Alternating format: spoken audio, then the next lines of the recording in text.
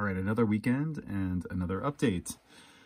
So if you watched the last video, I was starting to put together basically a Midi router that has the ability to also record MIDI signals that are coming in and then like blast them back out. So it's kind of like a tape loop except for MIDI. Now I've added a number of features since then that I figured I would kind of show here. So number one, there is a indicator at the top that shows where signals are coming from. So what you have here are 4 lines. Each one represents one of the inputs. So MIDI A, MIDI B, MIDI C. You can see there's like a little red dot that keeps flashing. That's because information is coming in from this line here. There's just a thing that's playing in the background. And then if there's anything that can be written from the tape loop, then that appears on the 4th line here. So in order to see that, first thing I have to do is actually turn record on. So if I turn record on, then you'll see that every time red flashes, it's actually writing something onto the loop. And then every time the green bar goes over those dots, it's actually writing something from the loop out into one of the MIDI out lines. And so that's kind of the main idea of this, is that you basically have a loop you can record to. You can, of course, change things, like you can adjust the size of the loop. This is making it significantly larger. And of course, the head looks like it's moving slowly. The maximum that this goes for is about 30 seconds. And you can change that, but it seemed like a good kind of length to use. The only limit from a memory standpoint ends up being the number of items that it captures.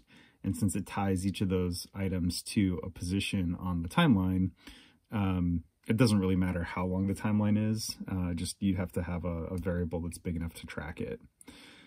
So here I can adjust the timeline and I can make it smaller, so now the loop is smaller, or I can change my position inside of the timeline.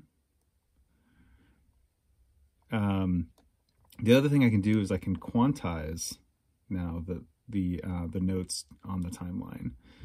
So these are being tied to, basically whether it's quarter notes or half notes or whatever, you can adjust it. And they kind of go by multiples of 2. So the longest one, oh, here we go. This is popping out. Okay. So, yeah, so that's how that works. Now, the other thing is, obviously once I build this, these won't fall out, but that's okay. The other thing you can do is you can change how quickly the notes fade out. So for example, if I had a delay circuit, or if I kind of made this more like a delay where it's going rapidly, then it's going to act like an echo. And so you might want to have it repeat constantly over and over and over, or you might want it to fade out over time. So every time it plays through the loop again, it's actually going to erase the notes that it's played, or reduce the volume of them until they're gone and then erase them. Okay, so the last thing that I've added here is a feature for routing the information coming in from the various inputs to the different outputs.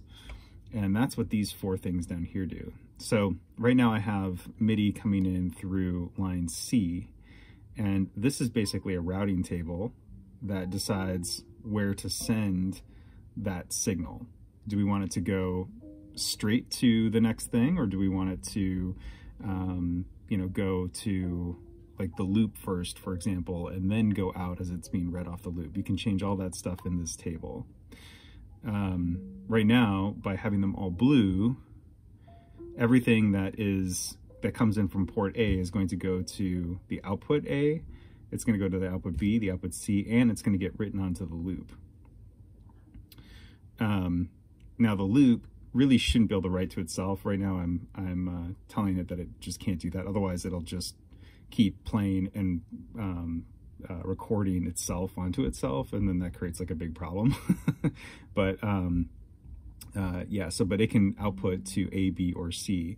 So this way you can have the loop going to one of the different channels, but not all of them. The other thing that it'll do, if you twist this thing past the blue stage, it goes into like a red stage.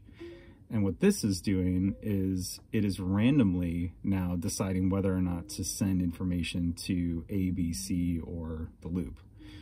So in this way, it's not going to port C, anything that comes in is going to be filtered, and it's only going to write 50% of the time to each one of these ports or the loop.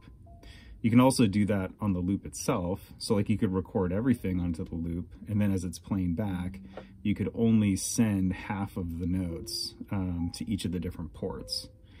And each port is assigned randomly. So, you know, one note might go to one port and then not the other two, or it might go to, you know, all three ports at the same time, for example.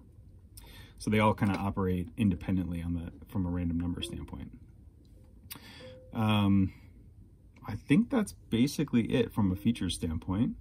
Let me know if you guys have any other ideas, things I can add to this, you know, continuing to evolve it over time. So yeah, just let me know.